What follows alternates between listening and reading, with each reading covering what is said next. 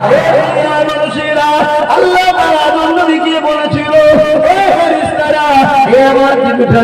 আদমকে কিবলা বানিয়ে আদমকে তাজিমি সম্মান করো। এমন করে সবাই সম্মান করলো, ইবলিস সম্মান করলো না। কেন সবাই সিজদা করলো, ইবলিস সিজদা করলো না? কারণ সমস্ত ফেরেশতারা ওই মাটির আগুনের ভেতর দিয়ে নূরে মুহাম্মদ রাসূলকে দেখেছিল।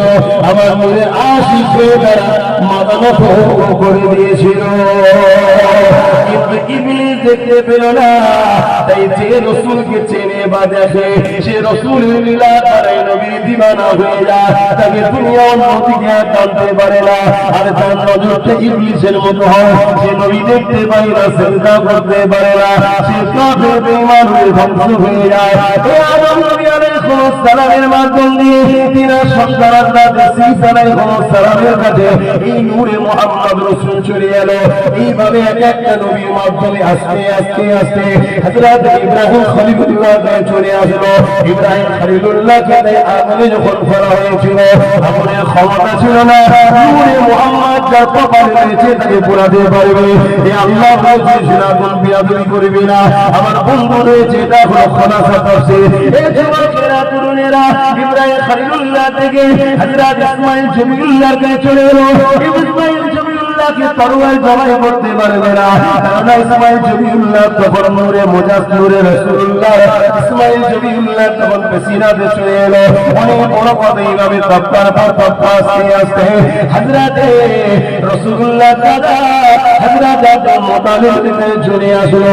আব্দুল মুত্তালিবের পেছিনাতে যখন এই নূরে মুহাম্মদ রাসূল চলে এলো, দুনিয়ার মানুষ আব্দুল্লাহকে দেখে তাজিম করতে লাগলো, আব্দুল্লাহকে দেখে ভালোবাসতে লাগলো, আব্দুল মুত্তালিবকে দেখে পিয়ার করতে লাগলো। এমনকি মক্কার মানুষেরা আব্দুল মুত্তালিবকে তাদের সরদার পর্যন্ত বানিয়ে দিল। মূল জায়গাটায় ফিরে আসছি না, অনেক বড় তপ্কা আসতে গেলেই 2-4 দিন লেগে যাবে তপ্কাটা যদি আনা যায়। হযরত আব্দুল মুত্তালিব রাসূলুল্লাহ দাদা। আজকে আমাদের সমাজে একদল মুসলিম সুরাতে মুনাফিক ঘুরে বেড়ায়, তারা দেখবেন রাসূলুল্লাহর আব্বা আম্মাকে সমালোচনা করে। জানেন তো নাকি সমালোচনা করে? আরে রাসূলুল্লাহ দাদা ছিল জগৎ বিখ্যাত একজন আল্লাহর ওলি। বলুন হযরতে আব্দুল মুত্তালিব রাদিয়াল্লাহু তাআলা আনহু, জোরে বলুন সুবহানাল্লাহ। জগৎ বিখ্যাত একজন ওলি ছিল। তিনি কোন ধর্ম মানতেন?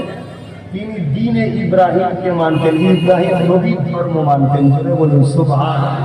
ইব্রাহিম নবী কি বলছেন? আমার নবী যেদিন বলল আনা মুহাম্মদ রাসূল, ওই দিন থেকে সমস্ত নবীর দাওয়াত বন্ধ হয়ে গেল, মুহাম্মদ রাসূলের মেসেজ চলছে। তার আগে পর্যন্ত কেউ ইব্রাহিম নবীর দিনে ছিল, কেউ মুসা নবীর দিনে ছিল, কেউ ঈসা নবীর দিনে ছিল, কথাবার্তা হচ্ছে। কিন্তু শিক্ষার অভাবে হতে পারে, বা রাসূলুল্লাহর বিরোধী করা ডরার পাওয়ার জন্য হতে পারে, একদল মানুষকে সমালোচনা করে যায়। তাই আপনাদের জানতে হবে, আপনারা আমাদের ঘরের সন্তান, আপনার বাপ দাদা মুরব্বী সবাই দাদা হুজুরের সিলসিলার অনুসারী, তাই তো নাকি? আরে এই ভারতবর্ষের 4টে সিলসিলা, ভারতবর্ষে 4টে সিলসিলা। একটা হলো ফুলসিরা সিলসিলা, দ্বিতীয় দেওবন্দি সিলসিলা, তৃতীয় বেরেলি সিলসিলা, চতুর্থ জৌনপুরি সিলসিলা। এছাড়া কোন সিলসিলাই ভারতবর্ষে আজ থেকে 50-60 বছর আগে ছিল না। এখন আগাছা, এখানে দরবার, ওখানে দরবার, ওখানে দরবার, ব্যাঙে ছাতার মতো সব বাজাচ্ছে, শুধুমাত্র $1,00,000 লোক উম্মত গুলোকে রাসূল থেকে সরাবো। কথা বুঝে আসছে?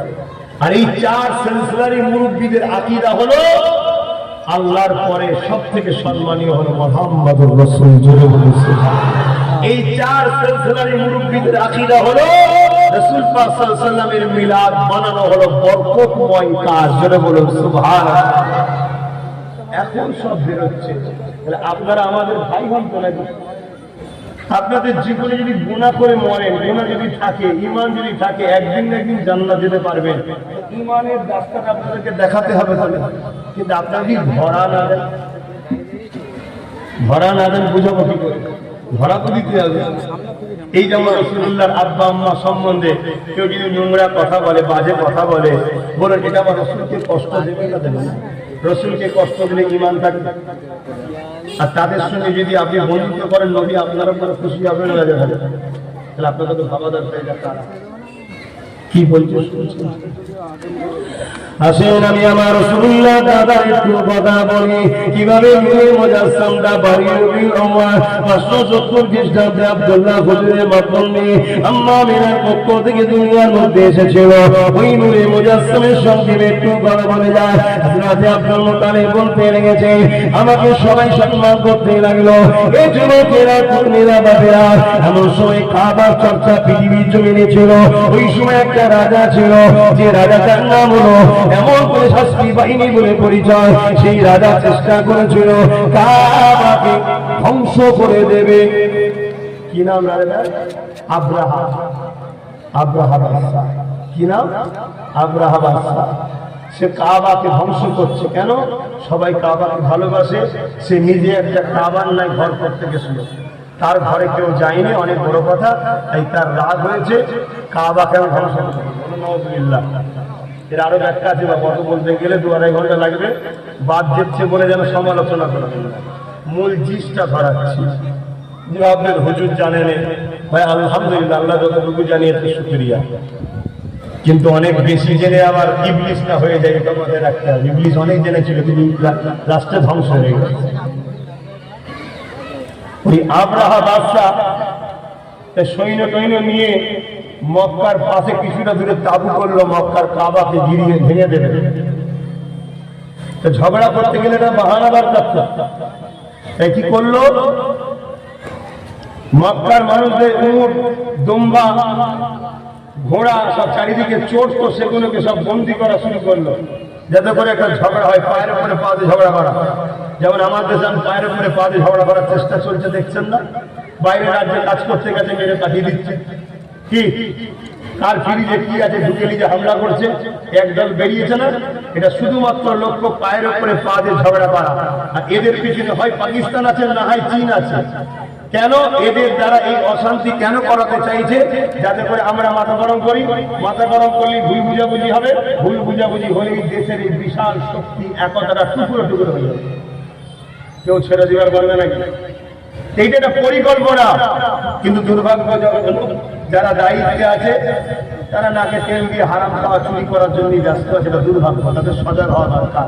যারা আইনকে হাতে নিচ্ছে তাদের বিরুদ্ধে করা ব্যবস্থা নেওয়া দরকার, কিন্তু নিতে পারছে না কেন? অনুপযুক্ত লোক তারা। তো যাক, আব্রাহা বাদশাটিকে এইভাবে পায়ের উপরে পা দিয়ে ঝগড়া লাগাবে বলে মক্কার মানুষের উট দুম্বাগুলোকে চুরি করছে, আটকে দিচ্ছে। তার মধ্যে হযরত আব্দুল মুত্তালিব হুজুরের 200 উটকে একদিন বন্দী করেছে। কিন্তু এত মক্কার মানুষরা কিছু বলছে না। যেমন আজকে আমাদের উপরে এত জুলুম হচ্ছে, তাও কিন্তু আমরা মাতৃভূমির ভালোবাসায় দড়ির উল্টো দিকটা ধরে টানিনি, যেন টানলেই বীজখান্ত ছিঁড়ে যাবে, দেশটা টুকরো হয়ে যাবে, তাই ছেড়ে রেখেছি। ঠিক না বেটি? কথা বলো। কেন? আমরা হুকুল আজম দেশকে ভালোবাসি, আর দেশকে ভালোবাসা এই দিনে যিনি এসেছিলেন তিনি শিখিয়েছেন। জোরে বলুন সুবহান। তো ভাইয়েরা আমার, এমন সময়তে একজন দূতকে, যখন কিছুই হচ্ছে না, আব্রাহা বাদশা একটা দূতকে মক্কার কাছে পাঠিয়েছে। মক্কায় পাঠিয়ে যাও, মক্কার যে সরদার আছে তাকে যে বলো আমি কাবা ভাঙতে এসেছি, মানুষের ক্ষতি করতে আসেনি। অতএব মানুষ যদি আমার রাস্তার বাধা না হয়, আমি মানুষকে কিছু করবো না, কাবাটা ভাঙবো, চলে যাব। যেমন আজকে বলছে যে আমার মুসলমানের উপরে রাগ নয়, আমি ওয়াকাফটাকে চুরি করতে এসেছি, বলছে না? হাকিকাতটা বেরোচ্ছে না? বেরোয়। তো যাই হোক, এসব যুগ যুগে ঘটেছে। ইতিহাস কেন ঘটে ভাই? পরের ব্যক্তি যারা আসবে তারা ইতিহাস থেকে শিখে যাবে। এজন্য আল্লাহ অনেক ইতিহাস আমাদেরকে শিখাচ্ছে। কিন্তু এমন একটা সমাজে আমরা চলে গেছি, আমাদের প্যারালাইসিস হলেও জানতাম, তার থেকেও খারাপ হয়ে গেছে। আপনি ইতিহাস শুধু শুধরাচ্ছেন আমার। সবাই শুনবে গেছে নাকি? আজকে স্ক্যান করতে হবে, সব থেকে সমস্যা বাংলায়। একজন কমেন্টে করছে শুধু একবার বলুন স্ক্যান করলেই 1000 টাকা দেওয়া হবে। দেখবেন স্ক্যানের দোকানে লাইন এত হবে যাতে দোকানদার পাগলা হয়ে যাবে। কতটা ভুল কিছু বলবেন, কষ্ট হচ্ছে গায়ে লাগে। আব্রাহা বাদশা একটা দূত পাঠিয়েছে, মন দিয়ে শুনবেন। ওই দুধ দুধ পর্যন্ত লাগে কি বলে বাচ্চার পক্ষ থেকে এসছে কি বলে, তার পক্ষ থেকে পাইকারি দিয়ে আসলে কি বলে, পিয়ন পিয়ন, হ্যাঁ পিয়নই বলে। পিয়ন পাঠিয়েছে, খবর নিয়ে আসছে। আমার রাসূলুল্লাহ দাদা আব্দুল মুত্তালিব হুজুরের ঘরে যেই ঢুকেছে, ওই বাদশা আবরাহার পিয়ন রাসূলুল্লাহ দাদার দিকে দিয়ে দেখেছে, ওনার সৌন্দর্য ওই নূরের তাজাল্লি দেখে অজ্ঞানে পড়ে গেছে। জোরে বলুন সুবহানাল্লাহ। কিছুক্ষণ পরে হুঁশ হয়ে যায়, রাসূলুল্লাহ দাদাকে সিজদা করছে। রাসূলুল্লাহ দাদা বলে, সিজদা একমাত্র আল্লাহকে করতে হয়। জোরে বলুন সুবহানাল্লাহ। রাসূলুল্লাহ দাদা ঈমানদার ছিল না ছিল না? কথা মাথায় ঢুকছে না ঢুকে নেই? হ্যাঁ, মুনাফিক মুসলমান ছিল না, সবচেয়ে বড় ক্ষতিকার। আর একটু আগে চলে অনেক বড় কথা, যখন আব্রাহা দরবারে আমার রাসূলুল্লাহ দাদা যাচ্ছে যে আমার উটটাকে তুমি ফিরিয়ে দাও, এই সময় আব্রাহার কাছে ওই পিয়নটা আগে ভেতরে ঢুকেছে যে আমাকে তাঁবুর ভেতরে আগে ঢুকিয়ে দেন, আপনি বাইরে দাঁড়ান, কেননা আপনার বিষয়টা একটু আগে যে বলে। তাই ওই পিয়ন যে আব্রাহা বাদশাহ যে বলছে, এ বাদশাহ, যিনি এসেছে ইন্দ্রের মক্কা সর্দার, তবে সাধারণ কোন মানুষ নয়, ইনার চেহারা থেকে নূর চমকায়, ইনি এত সুন্দর মানুষ, যাকে দেখে তুমি অজ্ঞান হয়ে গিয়েছিলাম, পরবর্তীতে তাকে দেখে দিওয়ানা হয়ে গেছে। ওই সময় অহংকারী আব্রাহা বাদশাহ বলছে, আরে দেখো তো তোমার কথা, কে যদি ভেতরে আসতে দাও, প্রতিদিন সিংহাসনে অহংকারের সঙ্গে বসে আছে।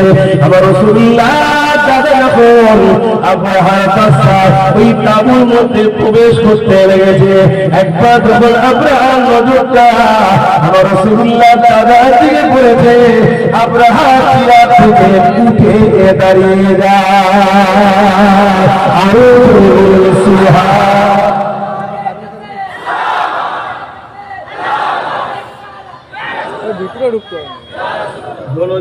সুলতানের দাদা এসছে, যত বড়ই বাচ্চা উঠে না অটোমেটিক বুঝতে পারছেন না? হ্যাঁ, আপনারাও নবীর গোলাম হন, যত বড় নেতা কেতা হোক দেখে দাঁড়াতে হবে। খেয়াল করছি আমাকে দেখে পক্ষায় দাঁড়িয়ে গেছে, বুঝতে পারছেন না? হ্যাঁ, রাসূলুল্লাহর গোলাম হন। অহংকারের কথা বলছি, অটোমেটিক তার মধ্যে এই ইমেজ আল্লাহ পয়দা করবে, সে ভাবতেও পারবে না আমি দাঁড়াচ্ছি কেন। কিছু বুঝে আসছে না? দাঁড়াবে কেন? রাসূলের গোলাম ঠিকমতো খাওয়ান না, হও তুমি ভালো, হও তুমি রাসূলের, দুনিয়া তো তোমার। আল্লাহ তো ওয়াদা করেছে, যারা আমার রাসূল তাদের দুনিয়াকে আমি তাদের করে দেব।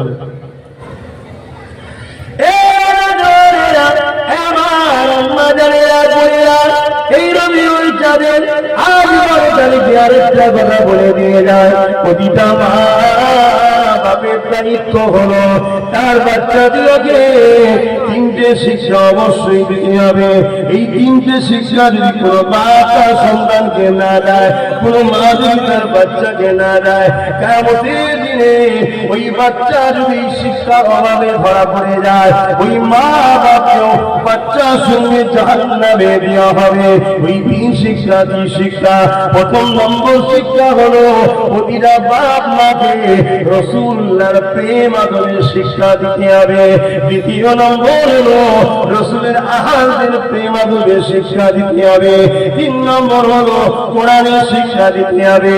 যদি কোনো বাচ্চা কিয়ামতের দিনে আল্লাহ নবীর শানে গুস্তাখি করার জন্য ধরা পড়ে যায়, জাহান্নামী হয়ে যায়, ওই সময় ওই যুবকটা বলতে লাগবে, ও রব্বি আল্লাহ, আপনি আমাকে জাহান্নামে দিচ্ছেন কেন? কেন তুই আমার রাসূলের মিলাদের বিরোধী করেছিস? মূর্খ, তুই জানিস না মিলাদ তো সবার হয়, শুধুমাত্র মিলাদ আমি আল্লাহ আমার হয় না। তাই মিলাদ নবীর বানিয়ে দুনিয়ার মানুষকে নবীর গোলামরা এই মেসেজটা দিয়ে দেয়, নবী আল্লাহ নয়, নবী হলো আল্লাহর বন্ধু। নবী যদি আল্লাহ হতো তাহলে আল্লাহ তো মিলাদ হয় না। মিলাদ মানে ভূমিষ্ঠ হওয়া, মিলাদ মানে বাংলায় জন্ম হওয়া, কিন্তু নবীর সাথে আমি জন্ম বলবো না। কেন? কোরআন বলছে কত জাকুম মিনাল্লাহি নূর, আমি আল্লাহ নূর পাঠিয়েছি, যেটাকে পাঠানো হয় সেটা আগে থেকে থাকে, আগে থাকলেই তবে তাকে পাঠানো হয়, বুঝতে পারছেন তো নাকি? আমি বলবো নবী পাকের আগমন দুনিয়া জমিনে, এই যুবকেরা তরুণেরা, আল্লাহ তো মিলাদ হয় না কেন? আল্লাহ বলেন লাম ইয়ালিদ ওয়া লাম ইউলাদ, তিনি কারো থেকে জন্ম নয়, তিনার থেকে কেউ জন্ম নয়। এই রাসূলের মিলাদ বিরোধীকারী তারা কি প্রমাণ করতে চাইছে আমি জানি না, তবে এতটুকু জানি নবীর মিলাদ যারা করে বিশ্বকে জানিয়ে দেয় যে রাসূলুল্লাহকে আমরা ঈসার মতো খোদার বেটা বলে ইহুদিদের মতো জানি না, খ্রিস্টানদের মতো মানি না, আমরা রাসূলুল্লাহকে আল্লাহর পুত্র নবী বলে মানি। আর জোরে বলুন সুবহান। ওই বান্দা যখন বলবে আল্লাহ পাক আমি যে বিয়াদবি করেছি, এই শিক্ষা আমার বাপ মা আমাকে দেয় রে, যদি বাপ মা আমাকে শিক্ষা দিত তাহলে আমি আপনার হাবিবের সঙ্গে বিয়াদবি করতাম না। আমার জাহান্নামে যাওয়ার কারণটা হলো আমার বাপ মা, এই তারা যেন বাদ যাবে, তাদের কোনো সঙ্গে জাহান্নামে দিয়ে আল্লাহ নারিশ তাদেরকে আল্লাহ বলবে সত্যটা বাংলা সত্য বলেছে, ওর বাপ মা কোয়ের সঙ্গে জাহান্নামে দাও। কেননা প্রতিটা বাপকে সন্তান দেয় আল্লাহ, তোমার দুনিয়া জমিনে ওই সন্তানকে লালন পালন করে আল্লাহর প্রেমী নবীর প্রেমী বানাতে হবে। দুনিয়াদারির জন্য ইংলিশ শিখাবে, ভূগোল শিখাবে, বাংলা শিখাবে, সায়েন্স শিখাবে, বানাবে, অঙ্ক শিখাবে, জেনারেল লাইনে শিক্ষা দেবে দাও, এটি ইসলামের নিষেধ নয়। কিন্তু প্রতিটা বাপ মার দায়িত্ব সর্বপ্রথম তাকে নবীর প্রেম আদর শেখাও, নবীকে কিভাবে ভালোবাসতে হয়, নবীকে কিভাবে পেয়ার করতে হয়, কারণ করে নবীর প্রতি আদর থাকবে। এই রবিউল আউয়ালের চাঁদে সে এমন পরিস্থিতিতে পেলে দিনে কখনো নবীর মিছিলে বেরোতে চাইবে না, সে ভদ্রতা নম্রতার সঙ্গে যাবে। অন্যদিন ভুল করেছি আলাদা কথা, আর যদি এই মখরু জিনিস অপছন্দ জিনিস করি না জানি আমি বিয়াদবি করে জাহান্নামী হয়ে যেতে পারি। আজকের দিনটা সে সতর্ক সঙ্গে পা ফেলবে। আর যদি নবীর প্রেম আদর না শেখাও, বড়মুখী দিয়ে বক্স লাগিয়ে দিয়ে ছেলে মেয়ে বেকুলমাতির সঙ্গে ঘুরে বেড়াবে। তাই মনে রাখবেন, প্রথম কথা হলো নবীর আদর প্রেম শেখানো, দ্বিতীয় নম্বর হলো রাসূলুল্লাহ তাদেরকে ভালোবাসে, অর্থাৎ নবীর সবথেকে কাছে হলো আহার, যাদের সম্বন্ধে নবী বলেছে জান্নাতে সর্বপ্রথম তারা আমার সঙ্গে থাকবে। এই নবীর আহারের থেকে মানবের কোনো শিক্ষা দেয়। তিন নম্বর হলো কোরআন শরীফ, যে কোরআন পড়ার জন্য আল্লাহর পক্ষ থেকে গাইড মেসেজের কিতাব।